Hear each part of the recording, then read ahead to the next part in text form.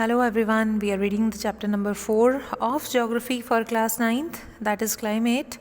और कल के पार्ट में हमने किए थे फैक्टर्स अफेक्टिंग इंडियाज़ क्लाइमेट, और उसमें फर्स्ट फैक्टर था लैटिट्यूड। और कल आपको बताया गया था कि जो इंडियन लैटिट्यूड के हिसाब से ट्रॉपिक ऑफ कैंसर जो है वो इंडिया को 2 इक्वल पार्ट में डिवाइड करती है, और इंडिया जो है ट्रॉपिकल और सब ट्रॉपिकल दोनों तरह का क्लाइमेट एक्सपीरियंस करता है। उसके बाद बारी आती है एल्टीट्यूड की, और एल्टीट्यूड भी वेराई करता है इंडिया का। अगर हिमालय की बात करें तो 6000 मीटर्स की चोटियाँ हमें देखने को मिलती हैं, वहाँ पर जो एल्टीट्यूड है वो 6000 मीटर्स हैं नियर अबाउट। और वहीं अगर हम कोस्टल एरियाज़ की बात करें तो 30 मीटर्स का एलिवेशन है, तो इसमें भी बहुत ज़्यादा डिफरेंसेस हैं। तो इसीलिए जो माउंटेन है वो हार्श टेम्परेचर एक्सपीरियंस करती हैं, जबकि कोस्टल एरिया में माइल्डर रहता है एटमॉस्फेयर। उसके बाद है प्रेशर एंड विंड्स पे आए थे हम, प्रेशर और विंड्स के बारे में रीड कर रहे थे। तो प्रेशर जो है, लो प्रेशर और हाई प्रेशर 2 तरह का प्रेशर रहता है। हमेशा विंड्स जो है हाई प्रेशर एरिया से लो प्रेशर एरिया की तरफ चलती हैं। और अपर एयर सर्कुलेशन क्या होती है विंड्स की, वो हम अगले पार्ट में पढ़ेंगे। वेस्टर्न साइक्लोनिक डिस्टर्बेंसेस और ट्रॉपिकल साइक्लोन्स, जितने भी साइक्लोन्स आते हैं, तूफ़ान आते हैं, चक्रवात आते हैं, उनका भी हमारे एटमॉस्फेयर पर, हमारे क्लाइमेट पर असर पड़ता है। तो let's read further. India lies in the region of north easterly winds. तो नॉर्थ ईस्टर्नली विंड्स का मतलब है वो विंड्स वो हवाएं जो ईस्ट डायरेक्शन से आती हैं, नॉर्थ ईस्टर्न डायरेक्शन से आती हैं। These wind originate from the subtropical high pressure belt of the northern hemisphere। तो नॉर्दर्न हेमिस्फेयर में सब ट्रॉपिकल रीजन में जो हाई प्रेशर एरिया बनता है वहाँ से चलती हैं ये हवाएं और इंडिया की तरफ आती हैं। Blow southwards get deflected to the right due to Coriolis force. अब ये कोरलिस फोर्स होती क्या है एक्चुअली, इसके लिए हमें एक डायग्राम देखना होगा। मान लीजिए दिस इज़ अर्थ, ये नॉर्थ, ये साउथ, और ये जो है इक्वेटर है 0 डिग्री पे।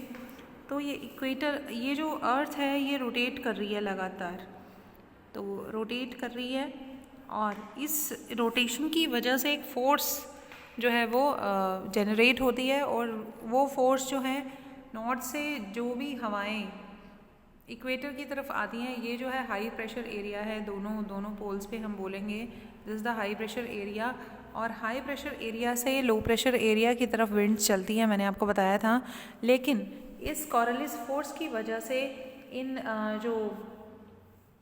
ये जो एयर है जो नॉर्थ से आ रही हैं, इसकी डायरेक्शन चेंज हो जाती है और ये कुछ ऐसे घूम जाती हैं। उसी तरह से साउथ से आने वाली भी ऐसे मूव कर जाती है, घूम जाती हैं।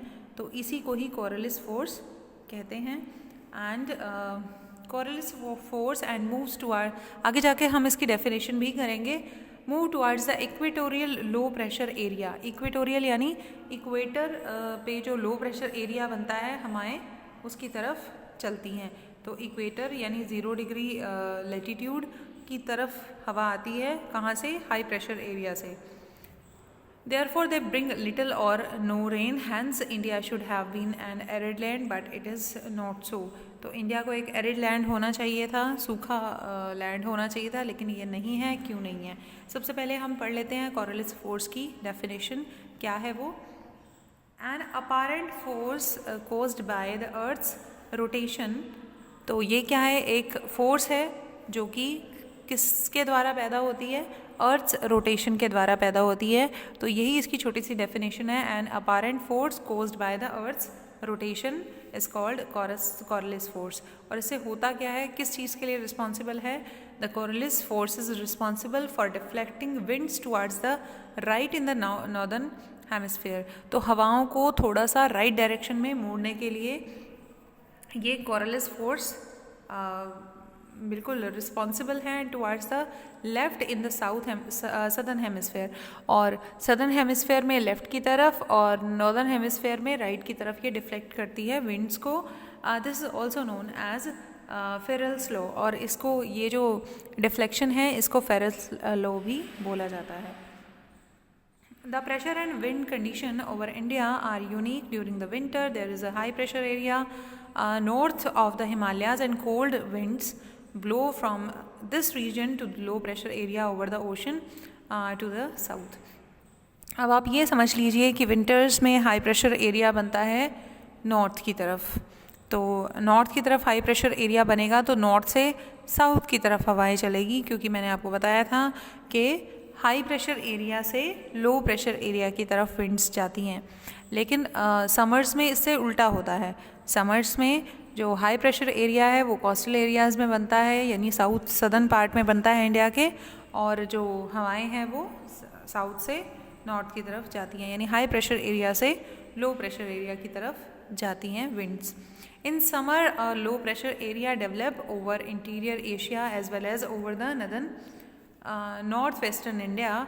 This cause a complete reversal of direction of winds during summer. तो हम देख सकते हैं कि दोनों सीजन्स में, समर में और विंटर में, जो विंड्स की डायरेक्शन है वो बिल्कुल रिवर्स हो जाती है, यानी विंटर्स में नदर्न पार्ट में हाई प्रेशर बनता है, और अगर हम बात करें समर्स की तो कोस्टल एरिया में बनता है हाई प्रेशर एरिया, और विंड हमेशा मूव करती हैं हाई प्रेशर एरिया से लो प्रेशर एरिया की तरफ। Air moves from the high pressure area over the southern Indian Ocean in the southeasterly direction, crosses the equator and turns right towards the low pressure area over the Indian subcontinent। और हवाएं जो है मुड़ जाती हैं India से, और India में एंटर करती हैं इक्वेटर से इक्वेटर से मूव होकर हवाएं इंडिया में एंटर करती हैं और इंडियन सब कॉन्टिनेंट को अफेक्ट करती हैं, वहाँ के क्लाइमेट को अफेक्ट करती हैं। These are known as the south west monsoon winds. और इन हवाओं को क्या बोला जाता है? साउथ वेस्ट मानसून विंड्स, जो इंडिया के क्लाइमेट को चेंज करने में बहुत बड़ा हाथ है इन विंड्स का। इनका नाम अच्छे से याद कर लीजिए, क्या है? South west monsoon winds. These winds blow over the warm ocean and gather moisture to bring widespread rainfall over the mainland of India।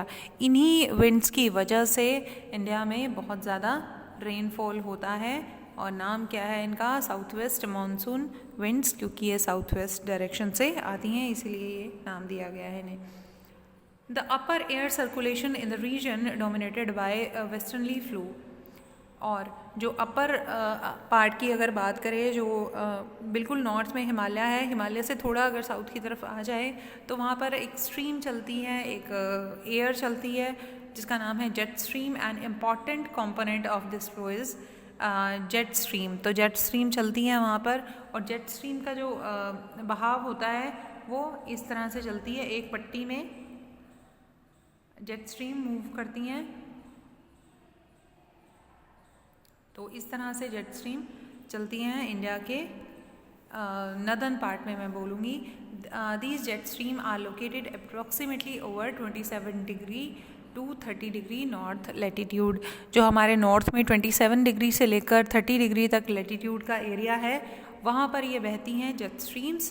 Therefore they are known as sub tropical westerly stream. ये जो है 27 degree से 30 degree सब tropical region है, तो इसीलिए इसको सब ट्रॉपिकल वेस्टर्नली स्ट्रीम भी बोला जाता है। Over India these jet streams blow south of the